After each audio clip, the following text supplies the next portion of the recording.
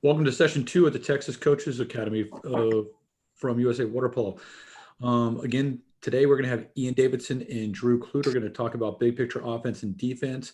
After this, we are going to take a little bit of a break, and then at 3:30, then they'll come back with offense, defense, some drills and skills. I'm Joe Linehan with USA Water Polo Texas Development. A little bit about Ian and Drew here. Ian is currently the head boys development national team coach. He's also a longtime coach with San Diego Shores. He's been zone chair. He's been the head boys coach at Rose Bowl Aquatics. He's been everywhere. So we all wear a lot of different hats in the sport. And Drew is currently the national coaches education manager for USA Water Polo. He's also the former boys development national coach or national team coach. He also coaches and teaches at J. Sarah High School in Southern California. So we are very happy for both of you to join us today.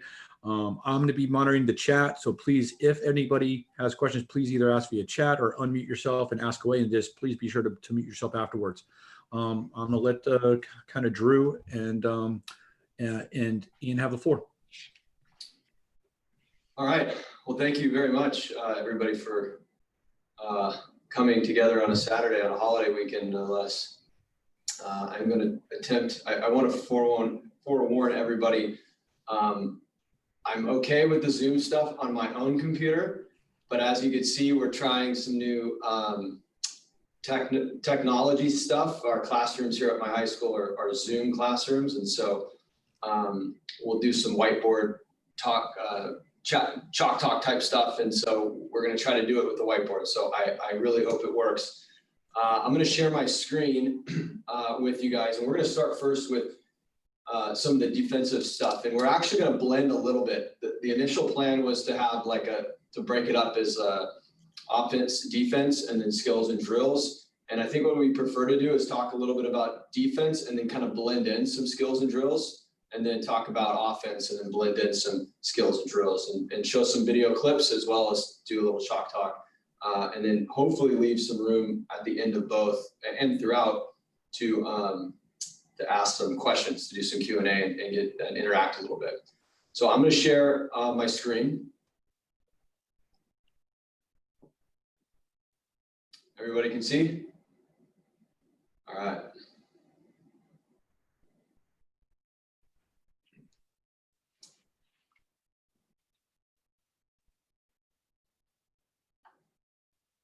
Okay, do we see a picture of and the Archangel Michael? Yes or no? Yes. Okay. All right. So a little different. And first of all, let me ask: can you see me or can you see the whiteboard? Ian, help me out. I can see everything, but okay. All right. Well, I'll keep going. Yeah, well, right now, the Archangel Michael is on the screen. So. Okay, perfect. Okay, so a little funny to talk about, to start a talk, any kind of water polo talk about like an art piece like this or some kind of religious overtone. It's not because I'm at a Catholic school that I share this with you. It's because there's this idea or this thing called the cosmic duality. And I'm not some like deep thinker or whatever, but I was doing some research and I came across this, and I thought this was a really cool way. We always talk about, everything's connected. The front court is connected to the counterattack. The counterattack is connected to your back court and all these things. But when I was reading about cosmic duality, it really helped me connect. Even, I've been coaching for a long time. It helped me connect all those kind of pieces or that idea. And so cosmic duality, really like the yin and the yang. One can't exist without the other. And so when you have a high-powered offense, right, or what we think is a high-powered offense, and we have issues in our backcourt, right? Well, maybe how we're finishing our offensive possessions, we need to reevaluate or look at. Or maybe it's the middle part, it's our counterattack. How are we entering into our backcourt that we need to look at? And so I just want us to keep that in mind as we go through this. So we're going to talk a little bit about this throughout both presentations and just kind of overlay that idea of everything connecting to each other, kind of like some big, like the yin and the yang symbol would be very helpful. So When we think about defense, we want to feel like this gentleman, right? We want to feel in control. We want to feel confident. We want to feel like we're dictating terms. We don't want to feel like we're reacting to our opponent. We want to feel like we're predicting things, right? Movement of the ball, offensive decision-making, et cetera, right? We want to lessen their versatility so that they're predictable. And we want to feel like we're constantly allowing things to happen or things are happening on our terms, right? And so we're going to talk a little bit about how to do that, okay, in defense. And Ian and I were talking a lot about how do you do this? What should we say? And we came to the conclusion ultimately that you have to value a press. Press is where good defensive teams become great. You know, a zone might be easier and it can for sure be effective, and it absolutely has its place within a press. You can't just press, that's it, that's all you do. But that ultimately when you're running a zone, or when you rely too heavily on a zone, ultimately you're at your opponent's abilities or inabilities, right? If they're poor shooters, great, your zone looks fantastic. But if they're good shooters, you're in trouble. And if you don't know how to press, or if your team isn't prepared to press and to eat away and steal as much time of the front court or your back court as possible, before you have to transition into a zone, you're going to be in trouble over the long haul, okay?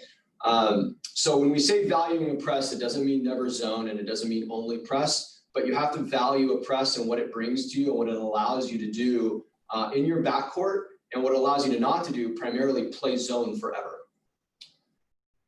So why press, right? It allows us to put our opponent under duress and speed up their internal clock. And what that really means is just, you know, we think about the other day, my 3-year-old was running and she fell and skinned her knee, right? And I felt this kind of panic come over me a little bit. I'm a new dad, relatively new dad. And, you know, I got kind of tunnel vision-y, right? I got super hyper-focused on her and like what's going on instead of remaining calm. And you know, and so I think like when you're able to speed up someone's internal clock, and that almost puts blinders on them a little bit, and it forces them to focus on what's going on in that moment, and that's it, right? And when you're talking about a team sport like water polo,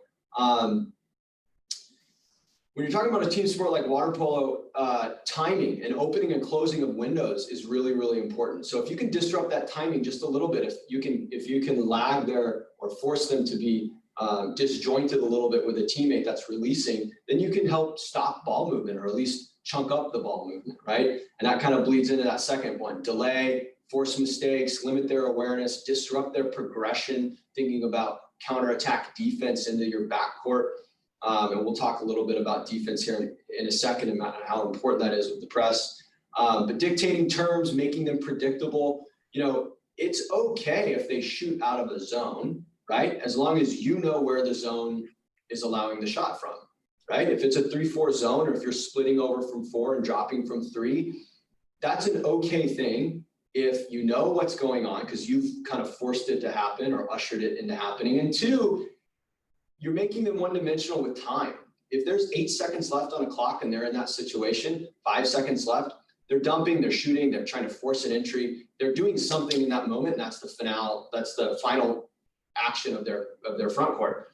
Conversely, if they're attacking a zone and you do that and there's 13 seconds on a clock, then they can you know, pull the plane up. They don't have to land the plane. They can ball fake to something, pass over to something else, and they have more time to attack you, which ultimately puts you out of position of weakness, and allows you to play ahead of your opponent.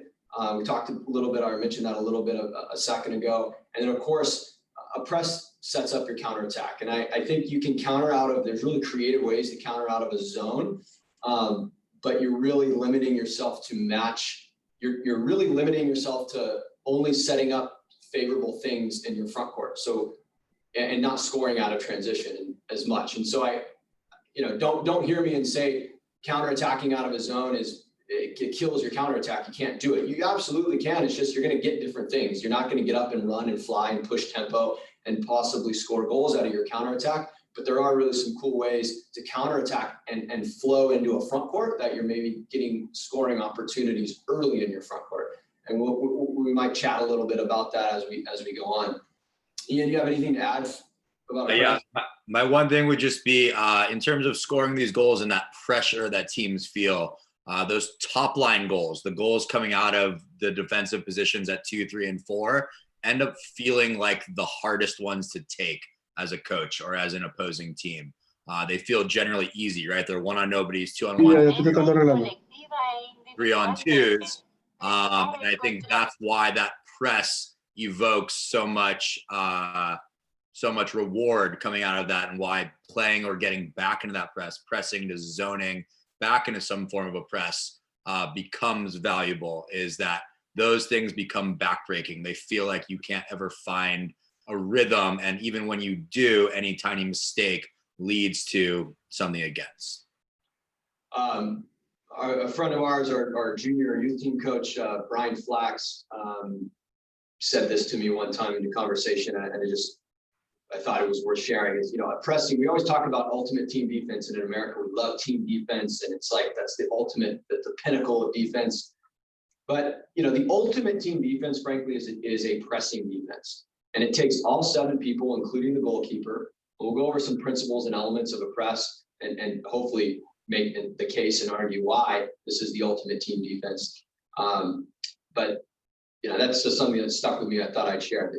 Pressing defense is the ultimate team defense.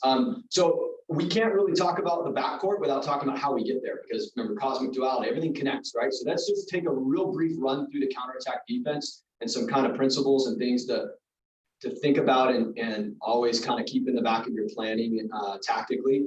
So first off, we're going from we've just finished our offensive possession, okay? So we want to do it in a controlled manner, right? We do not want to have any kind of surprises. And a classic example is like, I'm shooting the ball as Ian's starting a drive. And so that's when you get blown up on the counterattack and a lot of bad things happen. And people have to peel off. You can't press into counterattack, and you're starting your backcourt just on your heels as opposed to being the aggressor. So no erratic decision-making, have a plan of your offensive attack, have a plan, teach your athletes the goal. Like, how do you want to finish offensive possessions? What are good shots? What are opportunities where you should dump the ball? And that last part's ideally, if you can force your opponent to finish their possession in the zone, even if it's the last 5 seconds of a possession, okay, we need to maybe get them in a zone quicker, or we need to figure out our press attack a little better. But at least thinking of this transition from defense to counter defense, at least they're not in the lanes pressing us, suffocating us on the perimeter and ready to blast us going down the other way. At least they're starting from the zone. It helps mitigate some of that bad stuff that could happen in the counterattack. Of course, we want to anticipate the change of possession, the situation, the clock, your opponent's behavior. Are they tense? Are they coiled? What are they doing? Are they lax? Like, be aware of everything. All information is good information. And then you want to limit unnecessary contact. So, a lot of teams try to wrap up in the first couple of strokes, the first few minutes. Understand you have an entire length of the pool to catch up. One of the cardinal sins is, I believe, is getting excluded in the counterattack, especially in the first part of the counterattack like this. So just get to the inside, protect your body, and then start the press right away, okay? The press starts as soon as your offensive possession ends, okay? We can't just kind of lackadaisically go back through the counterattack and be off our man by, a couple feet. They get the ball, then we go press and think we're pressing. We try to stress, or I value stressing, playing high, overplaying a little bit in the lane and forcing over passes, having the goalie second guess their pass and disrupt their rhythm a little bit. And again, knowing the plan, okay? No one is allowed to go rogue, valuing left and right, middle lanes and structure and the rules that go along with the counterattack. And the rules can be tweaked a little bit to tailor what you're trying to accomplish in the counterattack. You don't have to counterattack what's shared in an ODP manual or high-level teams maybe do or something. Like, you can tweak. Some of the best high school teams that I've seen ever, they have creative stuff with the counter. We'll talk a little bit about what that looks like and how you can manipulate some stuff. But the fact of the matter is, you have rules, you have a plan, and you have a structure that fits kind of your priorities. Ian, do you have anything to add? You know, I would just harsh back or re-hit back on what you just said there. That having this plan or having an idea of where you want to be going with your front court offense, right, and your counterattack working in your front court offense, and those things starting to be connected is really important. And having them be kind of like true to who you are, right, but then also true to being able to be adjusted based off the ability of your team, and being able to find ways to jump to that point. But you know, like we've talked about here, it's going to be really hard to value top line counterattack goals, those 1-on-nobodies and 2-on-1s. If you're running a full 2-3-4 zone, that's going to be very hard, and it's going to be very hard for your athletes to understand what their identity is, right? And if they can't find their identity, it's going to be really hard for them to really understand what their role is in each situation. Something before we transition off real quick. I don't know who said this to me one time, but by the way, 80% of the stuff that Ian and I share with you, we steal from the phenomenal people we get to work with and chat with. And so, you know, the wheel is very rarely, you know, reinvented. It's shared and tweaked and kind of enhanced or repackaged. So two things. One, speak what you see, echo what you hear. And there has to be a lot of chatter in the counterattack. No one can be quiet. And then we all know of all player areas, center awareness or the box awareness. But also, too, there's so much more time, right? The shot clock, game clock situation, advantage, personnel, who's in, who's out. That's going to dictate a lot of what's going on. And you got to know that. And that's got to inform and drive your decision making as a coach and as a player in the pool. And then the last part here, dictate, right? So the dictating, you want to start in the middle and expand out, right? We want to protect the middle, the box, of course, right in front of the goal, but also just the gut of the pool. We want to chase people away from that. We want to have the ball on the outskirts of that. You know, to have general rules like, look, no easy layups, no dunks, right? To steal basketball terminology, nothing in the box, no easy buckets, no easy looks. Another coach borrowed this from, steal time and attack their mind. Again, delay a little bit, try to create a little bit of chaos, not in like some crazy tactics, but just in hard disciplined press. You know, if they want to move the ball deep right for cross passes and try to score, or even move the ball deep right and there's a ball side drive coming up the middle of the pool, if you can just press and delay a foul, and that player has, again, the tunnel vision, and they're worrying about trying to draw a foul on you or trying to pressure pass and they have to come back to their legs because you're disciplined, that disrupts the rhythm where help can come back, or your defender can reposition and take away that advantage and that window closes. You know, limit high percentage shots, take away ball side position, and always finish in we call it GDP, good defensive position. And you have to define what that is. I think we share that in one of the slides coming up, but don't let your body go limp. You're always ready and coiled and prepared for whatever's next, right? To play drive defense, to maybe there's a quick turnover and you need to go back on the counterattack or whatever, but you're always prepared for what's next. So, okay, big picture, right? Press to zone if needed. We want to press as long as possible. It starts in the counterattack. We want a zone, ideally a one-person zone. We'll talk a little bit about zones too as well later. Can we repress out of a zone, whether through trapping or taking advantage of bad decision-making, right? And then of course, we want to get out on the counterattack, okay? So some goals and standards and rules. So these are taken from my program here. We have goals, standards, and rules for every portion of the game, offense, defense, counter, etc. And these are just things that we value. And some of it you've probably heard, a lot of it you've probably heard, or it's rephrased. And some of it's maybe more specific to us, and because we're high school, we're not college, or whatever, talent level. But these are things that our guys are held accountable to, and things that they know when they go in the pool and they're on the defensive end, they know what we're trying to accomplish big picture philosophically. And then of course it tweaks, it can tweak based on opponent. So we want to end possessions, offensive possessions, balance control without surprises. We just talked about that. We want to delay and force mistakes, limit their awareness, disruption. If we can be on our backs and swimming on our backs, we can see everything. It's a lot harder when we're on our stomachs and we're having to swim. And so this is an issue of fitness. Your team has to be fit to play a good press defense, and not just with your legs, but with your swimming speed. Limit the high percentage shots that you allow your opponent to take. Keep the shot clock running, right? Make it as difficult as possible to enter the ball into the 2-meter area. No bad exclusions, right? So very rarely do we deem it acceptable to take exclusions. Ian and I were prepping for today, and Ian brought up a rule change or a rule emphasis that I wasn't even aware of. But generally speaking, the old way of thinking, or one way of thinking, is I want to foul and drop, right? Or rather, I'm sorry, take an exclusion. Like if you get posted up in the box and the ball comes in, take an exclusion to prevent the goal and play a 5-man. I'm not really into that. I don't think, and Ian can share his thoughts, but I don't really think that you should ever take exclusions, being excluded is never ever okay.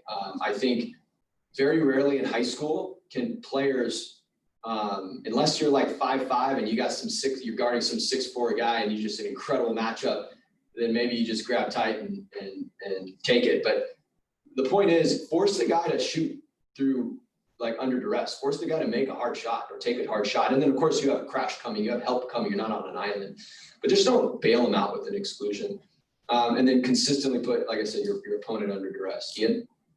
Yeah, I think just specifically talking about taking exclusions here, things like that, in talking about how, we can flow from a press to a zone back to a press, the goal would be to not have anyone truly on an island defensively, right? And so that if we are getting post up or an athlete is getting driven on, there's a way for help to come towards them, right? And our team to recognize that help needs to be there. I think so many things have to go wrong through a checklist, really, that lead to somebody giving up a goal, right? That to just say, I took an exclusion to get rid of the goal, right? To not allow that goal to happen, it becomes a accountability cop-out, because I feel like athletes then rely and say that they can go ahead and do that, right? They can just go ahead and take the exclusion and everything's okay.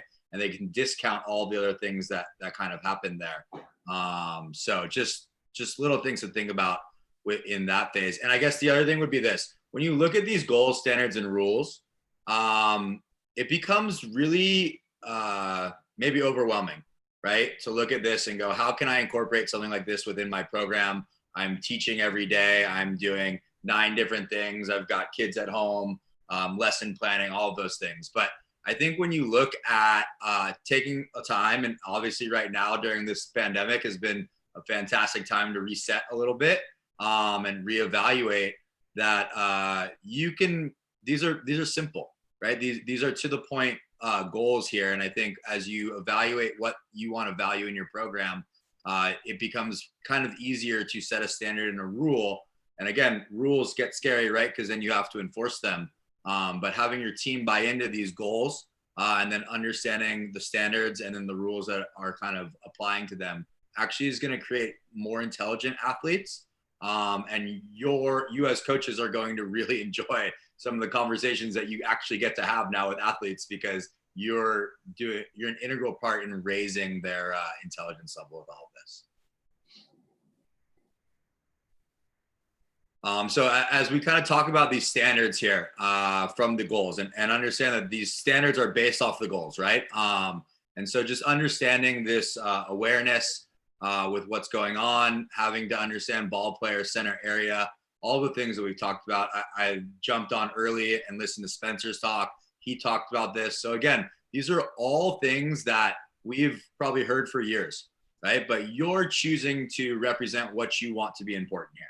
Right? If in my program, I only want the ball to be important and the goal to be important, then those are the things that we should be focusing on, right? And so when you add the things beyond ball player, area, center, clock, advantage, score, situation, anticipation, those are things that we choose to have kind of successful in our program. Again, just kind of valuing the body position here in terms of finishing with our goals. Making sure that we are finishing in a press and being where we actually want to be in. Getting caught in the vertical kind of gives up our hips, which forces us to already come back into a zone and shift what we're doing. And then never foul. This is really important for me. This is really important in my program, for sure, that the only reason we would ever truly foul is to prevent a better scoring opportunity behind us, ever. And I think that's really important because fouling stops the clock.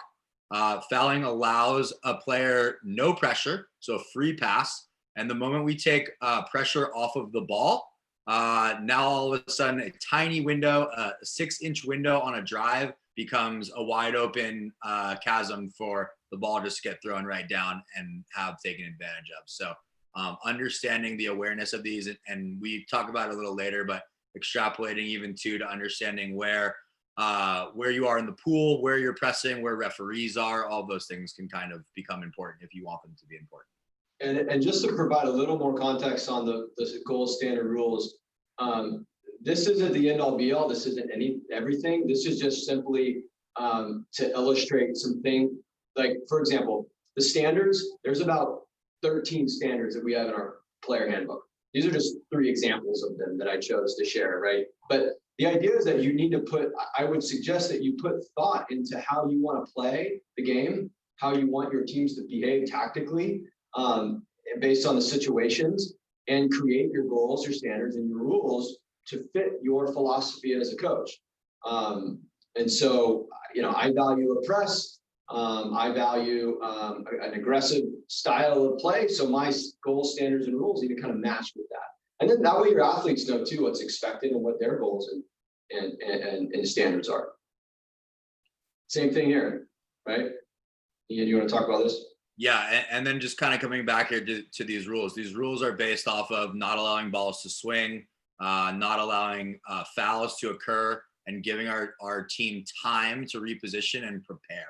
And so understanding that the ball is going to move in a press. It's illogical for whatever level you're coaching at to say that the ball is never allowed to move if you're running a press. There's just that gives no credit to the team that you're preparing to play against, right? And we have to give a little bit there, but we have to understand that if a ball is going to move, it should move kind of out of balance. It should not be in the front court. It shouldn't be easily moved again, right? And I think this is kind of where a lot of times I see coaches getting really frustrated at their center defenders, where if the ball kind of started at the 2 position, and the center's facing 5, and the ball swings from the 2 spot to the 5 spot and in, and the goal happens out of center, that I see coaches all the time screaming at their center defenders. And it's one of the things that just makes me cringe, where, again, there's all of these things that happen prior to the ball coming into the center defender to eliminate that goal and that opportunity. And 2 of which were on-ball pressure at the 2 spot and off-ball pressure and laning at the 5 spot. And really the center defender could have done a little bit better job probably at the end of the day. But really kind of understanding that there's a lot of things that we can do to limit the opportunities that the other team has.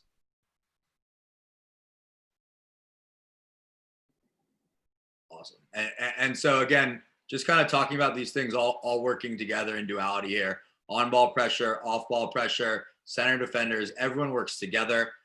Everyone flows from pressing to zoning. And even as you can get more complicated if you want, of certain sides are pressing, certain sides are zoning situationally, certain things are going to happen here.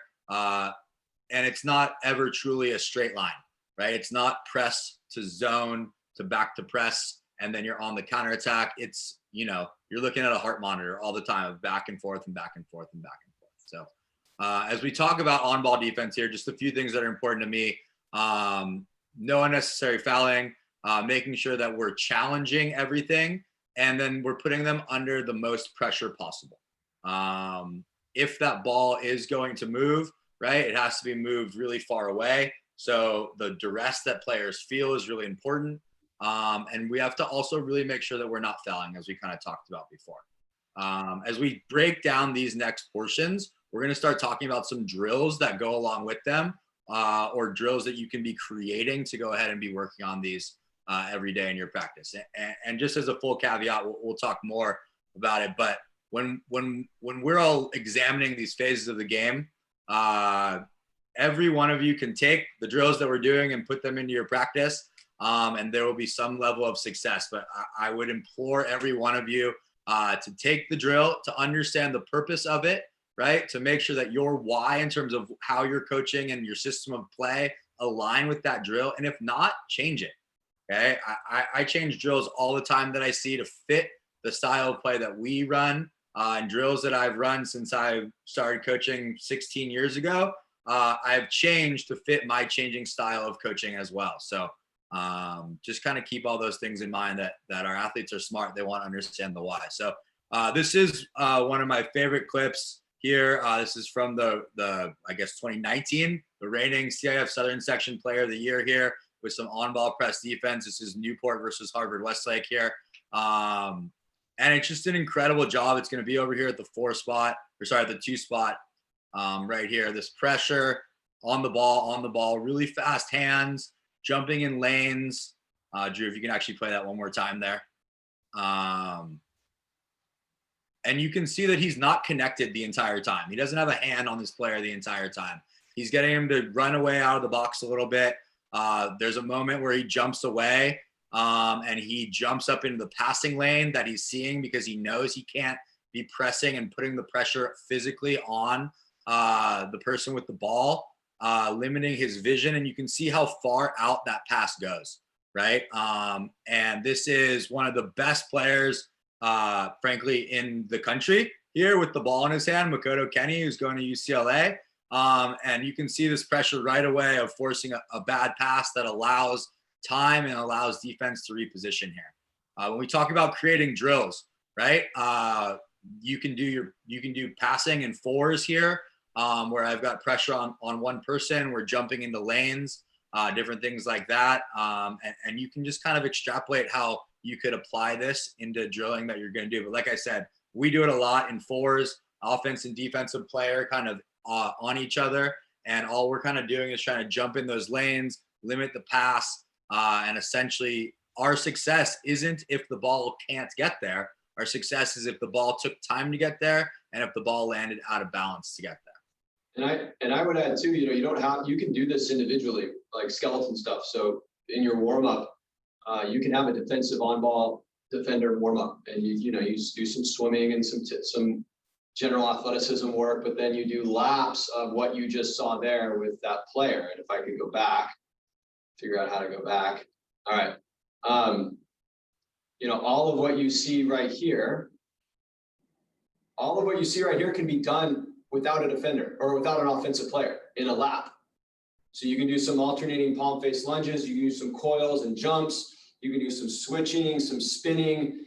And we tell our guys when they do laps, after we teach these skills, right, we do legs, and we do like a good drill for this, right, would be for them to swim 3 strokes, swim another 3 strokes or 4 strokes really fast. So go kind of from slow to sprint, get to their legs, jump up. And then we call them elevators, where they slowly egg beater and hold and kind of slowly controlled lower back down. And that's what you're seeing right here. He's on his legs and he's hanging, right? And he can do a little better job. He's probably also really, really tired. But make this a lap. And we tell our guys, after we kind of teach these skills and we build them and we help them connect the pieces, we tell them now to tell the story. So as we walk around the pool, as they're doing warm up, we should be able to watch them as they do this drill through the lap. They're storytelling to whomever's watching us, me, another coach, whatever. And we can see what that offensive player is doing, right? So if we see them, here like this, right? He has the ball in his hand. If we see the player throw 2 hands up and hang like this, the player is trying to draw a foul, right? And it helps your players kind of train themselves into doing all these things in sequence based on decision-making of the offense. So next, in talking about the off-ball press, and again, this is all dictated on being in a press, the ball being under pressure, our teammates understanding that they're not supposed to foul the ball immediately, which gives the defense that free pass opportunity, expands their windows here, right? So it's kind of general rule here, 1 person away, you're maybe 1 stroke off. or really close. Two people away, you're 2 strokes off. 3 people away, you're 3 strokes off. You can set up general rules like that. For me, I like to impart a little bit more decision making on my athletes. Again, finding ways to make them more aware of themselves, creating more intelligent athletes here, giving them the freedom, right? If I have an athlete that can reverse skull, or I call it drifting, really, really well, they have an ability, if they want to either play closer to the perimeter player or really, really far off of the perimeter player, depending on how mobile they are. If they are not very mobile, then they probably need to give a lot more space to be able to give that water and step over their hips and swim with the player that's attacking. So helping them kind of figure out their strengths and weaknesses. Everyone is different size, strengths, abilities. And I think understanding an athlete's own weaknesses and strengths is really valuable for them. And so, again, general rules here, but every athlete's going to be different in their ability to kind of move off the ball. And so, again, imparting that wisdom on them is great and a fantastic part to add your own coaching to. And then understanding that if the ball is high, if the ball is at 4, then I can be a little bit higher in my defensive positioning because the ball is coming from a higher position. My press always ends with me, or starts with me, ends with me, wants to continue with me being in the direct lane between the ball and the person that it could go to, right? If I am always too high of the lane, the ball can move there. If I'm too low of the lane, the ball can move there. So understanding that if the ball is at 4, I could be a little bit higher. If the ball is at 5, I would want to be a little bit lower, just as a general rule. And again, these are little rules here that help our players become a little bit more aware of what's going on, and then never get caught watching. If their hand moves, their chin moves. If their chin moves, their hand moves. They're always repositioning and being active.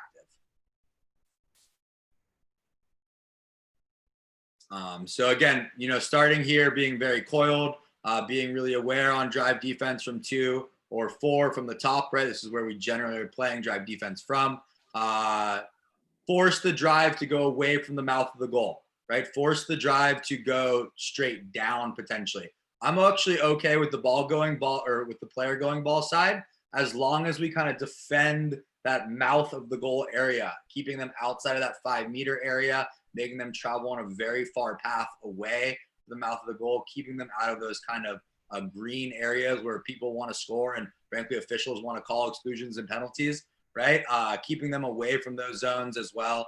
And then just kind of making sure that we have some general awareness. On a drive from 2 or a drive from 4, X1 or X5 should always be able to help if you absolutely get beat. And so making sure that we are working in congruence with all of the players there. Drew, are you drawing this out? Well, I wanted to draw out something like, just, I don't know if we made sense. If the ball is high, you're high. If the ball is low, you're low on that last part. It's just basic how I don't know if people can see this. Yes, no, maybe. Yes. It's just little adjustments on where your feet are pointed. Okay. And so if the ball's back at the goalie, right, you can actually be like this, right? And you want to force over passes into this water over here to where you have your teammate who can come steal the ball on the long pass. And once the ball gets moved into your front court, well, then you need to adjust, right? You need to adjust your body into something more, like this. Okay. And then what Ian was just saying, yeah, philosophically, I would prefer to not give up ball side unless their trajectory is something out that way where it's just randomness into nowhere. Okay, I would prefer to overplay this side and force them to move in this triangle, knowing that I have help from X1 behind me. Okay. And again, it's not easy. Like, this stuff is hard. Teaching drive defense is hard. Discipline is hard. But ultimately you'll be better for it. You'll be a better team, because if you can defend one ball swing like this and the center defender is able to get around, or you disrupt rhythm where he doesn't have to help as much, he can defend this drive and then they cycle back up and then you're still at a press, and that's taken 5 seconds off the clock. And then maybe the next time they do break it, something happens. They're good offensive drivers. So, but you've at least killed 5 seconds. So before Drew shows this next clip, I just want us to all kind of collectively in our mind go back to the on-ball pressure, right? And so we talked about removing the offensive player from the on-ball pressure video clip, right? And creating a drill sequence of laps or individual position in a spot where that person is going through those movements. And so now when we get into the next clip, we're going to watch the drives happening on the 1-2 side. And then we're going to actually remove the offensive player and start talking about how we can turn these into drills in space and things like that. So again, this ball is at 4. We can watch over on the 1-2 side. Everyone's off pretty well. The ball is released and under a really good press, no foul here.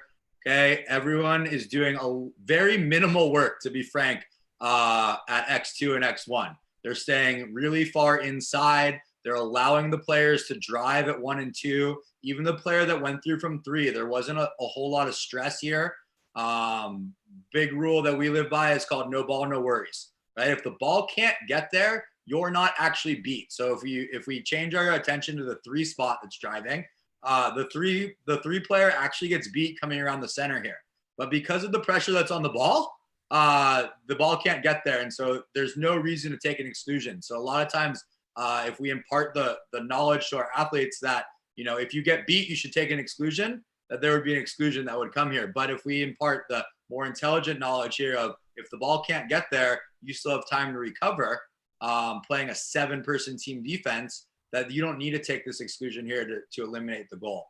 And so now as we look at the 1 spot and the 2 spot over there, you can just kind of imagine, right, a drive from 2, giving some space, turning and swimming to 1, and then wrapping up from the 1 spot to the 2 spot and playing on that inside passing lane. Those become areas of focus, right? Those become drills that we can create based off how you want to play drive defense or off-ball drive defense, right? And so for us in our program, we do a lot of stuff where we have 1 player working by themselves in the situation, 1 defender, then we have 2 defenders kind of working. And again, like Drew's talked about, painting a picture, right, of what's going on. I want to be able to see the scenario that my athletes are painting and imagining with what's going on. This is kind of a lost skill for a lot of the athletes that we coach today, right? Having an imagination, not seeing it right away, having to kind of envision it or think about an answer that might not be right in front of them. But again, problem solving skills, resilience here already, like creating a stronger athlete in this moment by having to imagine things or demonstrate it without the answer in front of them. Frustrating in the beginning, I'll be really honest, right? But over time creates more thoughtful, more intelligent athletes here. Just real quick, moving through the next couple slides, you know, becoming an on-ball defender from an off-ball is really important to stress and to create a lot of drills to kind of condition them into doing so. Going from you're in the defending an up drive from 1 or defending a live release or a release from like position 2 or whatever, and the ball does get there, okay? Does get there with wet and with their back turned, or gets there dry or wet, whatever, but with their chest and body opened up to the box. Like, how do you want your players defending in that moment, right? So we want to challenge. So what we value is we don't want to just allow it to get, if you can tip the ball, if you can challenge the ball on the flight of the ball, that's good, okay? If you can, of course, you know, you make the player receive the ball, it's even better, wet, even better. No live entries, and don't quickly foul.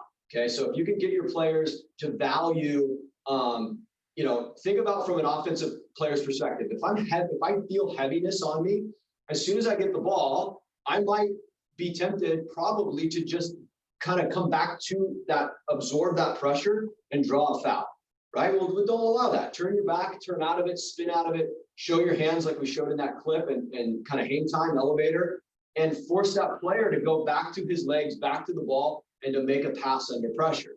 And then that disrupts rhythm and timing, but it also makes their job really harder and it limits their awareness and their ability to gain and maintain information.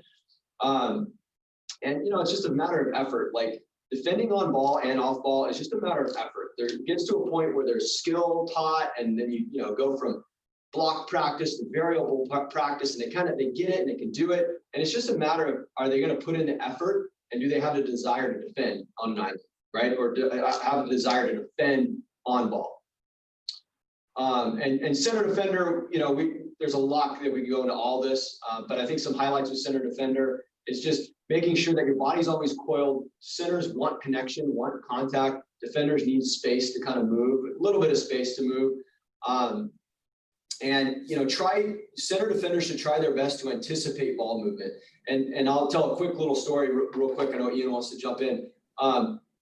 We didn't have very strong defenders last or 2 years ago. So we had a rule: when the ball swung from one side or the other, right, over X3's head, automatically that center defender dove behind. He didn't even try to fight for position. He dove behind and he just started a bull rush and pushed that defender into the low side triangle. So the 1-2 triangle. So you had goalie helping you. Sort of, if I can draw real quick up here.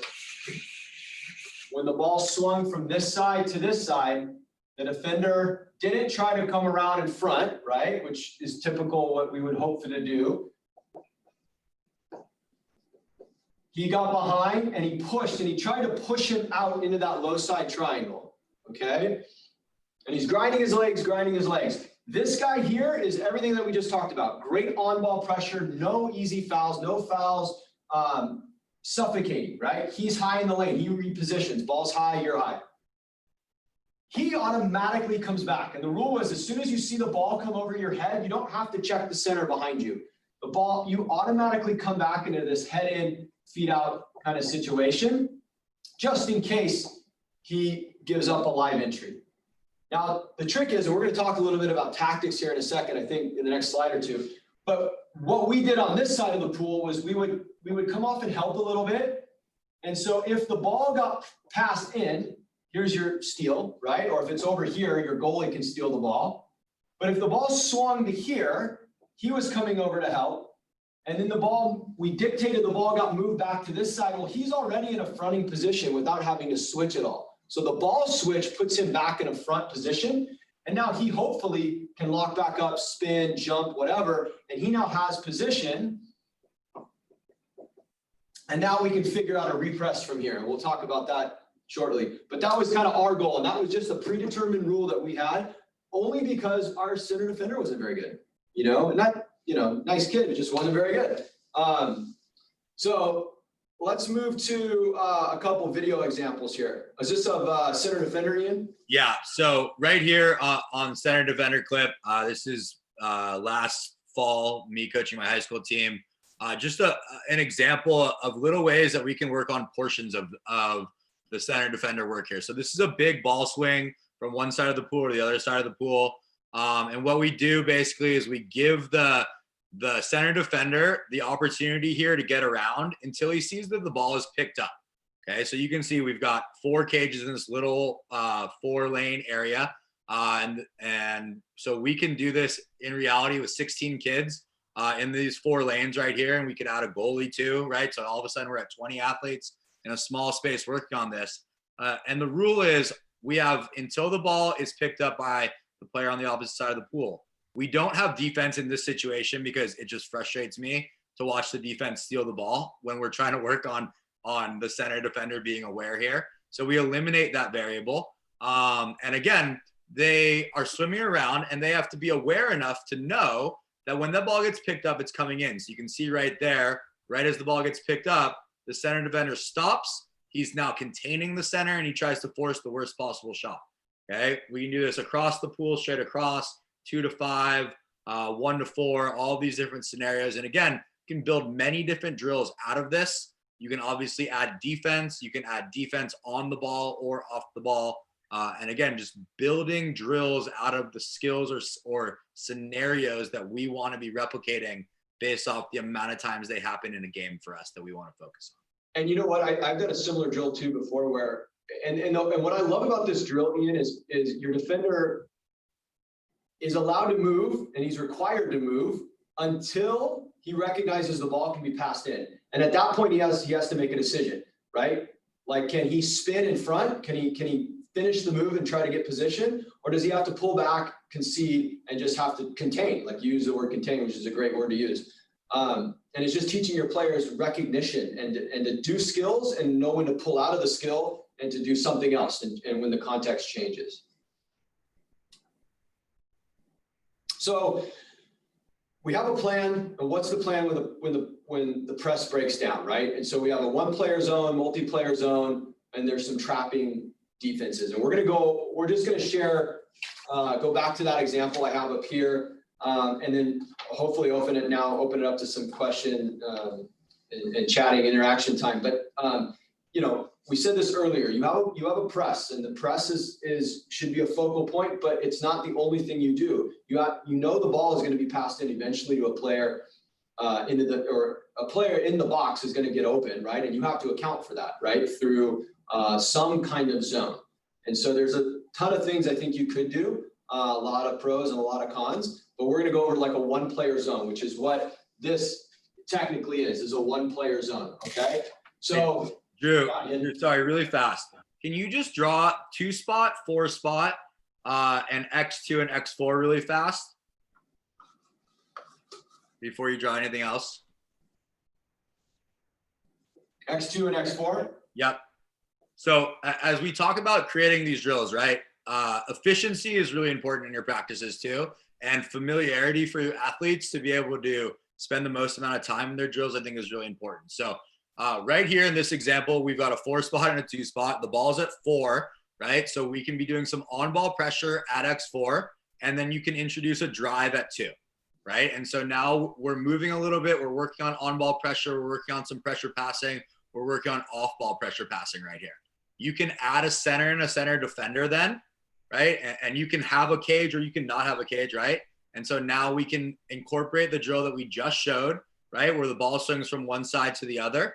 And you can have defense or no defense, right? And so you can find different learning outcomes that you want from each of these. And then now to jump into the next phase that Drew's going to talk about, we can add the 3-spot and X3 here and start continuing to build off of this framework into a drill. And again, this is something that can speed up our practices here because the athletes already know what shape they want to be in or what the drill should look like, or having a skill that is in a shape of a drill that they already know is going to help them want to apply that skill right away again and again and again. Okay, so whether it's a predetermined rule, so a one-player zone, whether it was a predetermined rule like I mentioned, or you base it off recognition, right? When the ball swings over here, he has to look back and see if he needs to drop or if he listens. And either way, you're back into some kind of one-man zone, right?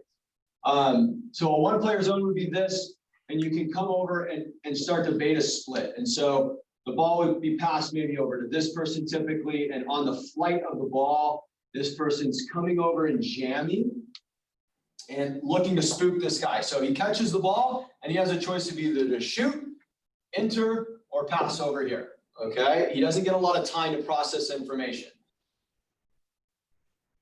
And so let's say most of the time he would pass over here, right?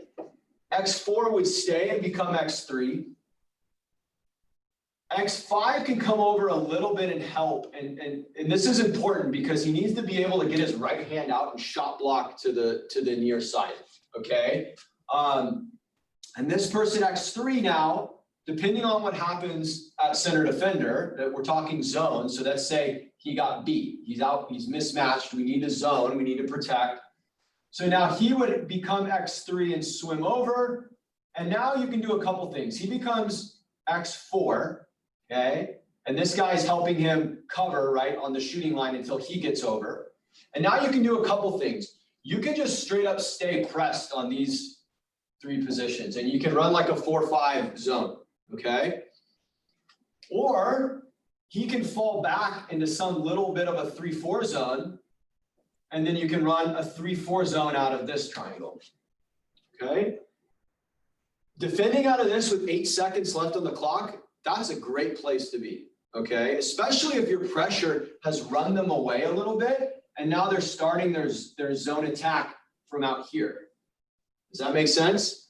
They're starting their zone attack from like 8 meters versus, 6 meters, okay? And whatever you do, I think Ian's going to talk a little bit about some other defensive stuff you can do out of this with trapping. But you can go from a 1-man zone to a 2-man zone. You can trap a little bit, but the idea is that you have a plan, and then you work backwards out of this, and you think about skills. You need to go over your head, over your legs. So you're going to start here, right? Okay, and you need to be able to transition over your hips. Well, how do you do that? Tons of wall drills.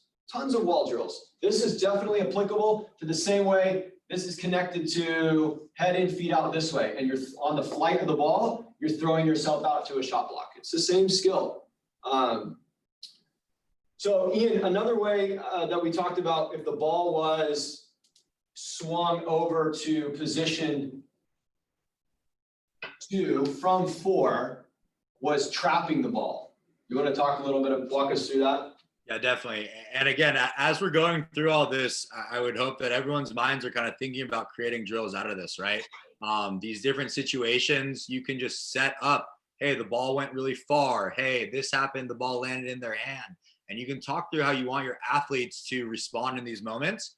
And these become, I've been to Drew's practices, we've coached together, he's been to my practices. We run drills that look exactly like this with 3 passes where all three passes are different, and the defense has to respond a certain way based off the situation that's created, right? And this is how we make sure that our athletes are becoming more in line with the reactions that we want them to be having in these situations. So another situation here would be running a 5 rover or a 4-5 helper, or a lot of times I've called it help the helper. I stole that one from my great friend Gabriel Martinez, help the helper, coming off of X5 and X4 help. But essentially it would look like this, where our center defender is not very good. Okay, and so when the ball swings, we're at a disadvantage. And so when we're at a disadvantage, that center is going to be overpowering our center defender. We're going to actually use that overpowering against them. Okay, and so as that center starts driving us back on the ball swing to the 2 spot, they're going to move themselves to the 3 post. And they're going to be driving back thinking that they're finding a lot of success. The funny part, though, is that we want them to be moving to the 3 post. Okay, the goalie can come out a little bit and help here while we maintain pressure on the ball. No fouling, because if we give up a free pass right here, or a free shot, or a free get live to a shot, we're going to be at a disadvantage situation. Okay, but now X5 can come all the way back in and help at center. And you can see where that X is. That's where the 5 spot player's head should be. Far enough to deter the ball from going in. They can't give you a real position, because if you're playing a really highly experienced team or a great center that wants the ball on their hand, and very few people throw the ball dry to center anymore. I know it's kind of an old school tactic here. But if you can throw the ball to the hand, then that X5 player needs to help even more, right? And so X5 comes in, and now if that ball were thrown from the 2 spot all the way back to the 5 spot, a few things should happen. First, that's a far distance, and the ball's under duress. So it should take a long time for that ball to get there, right? The more time that ball takes to get there, the more time our defense has to reposition. And we also know that if it takes a lot of time, that the ball can't get there, there's no worries. No ball, no worries. On the flight of that ball there to 5, if we're still worried about our center, we can have X4 help down. So we could stay in a 5 help only. Okay, we could have X4 come back into a 4-5 zone. So we trick the other team into moving the ball back to the weak side. Or we can even expand on that, keep X5 in.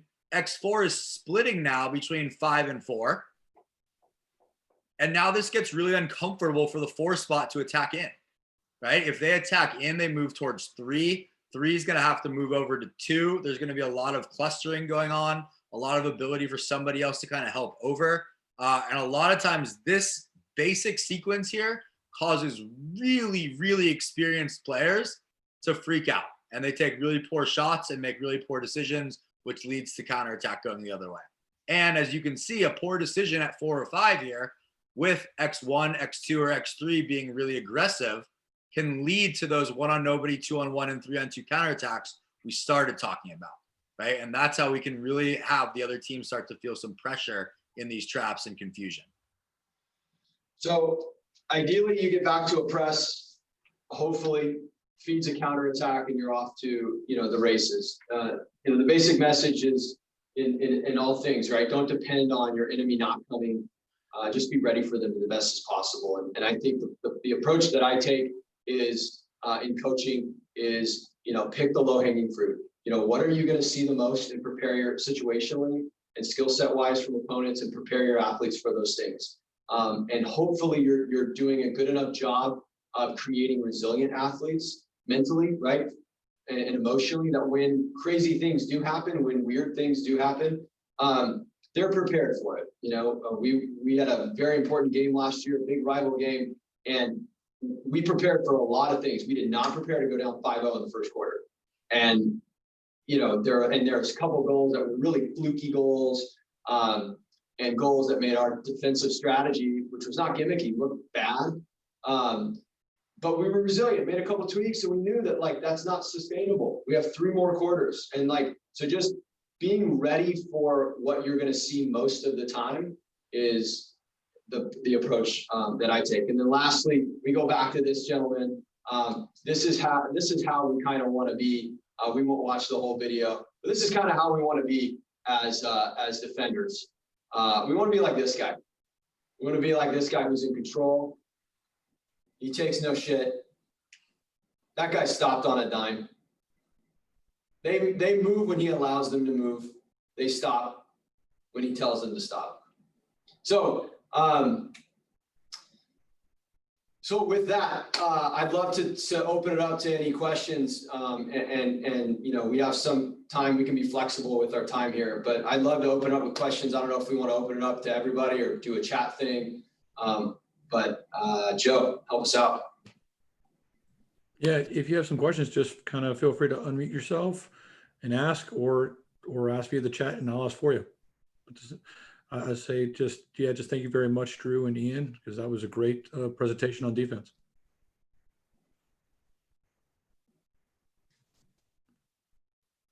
We did too good of a job, I guess. No way. No way.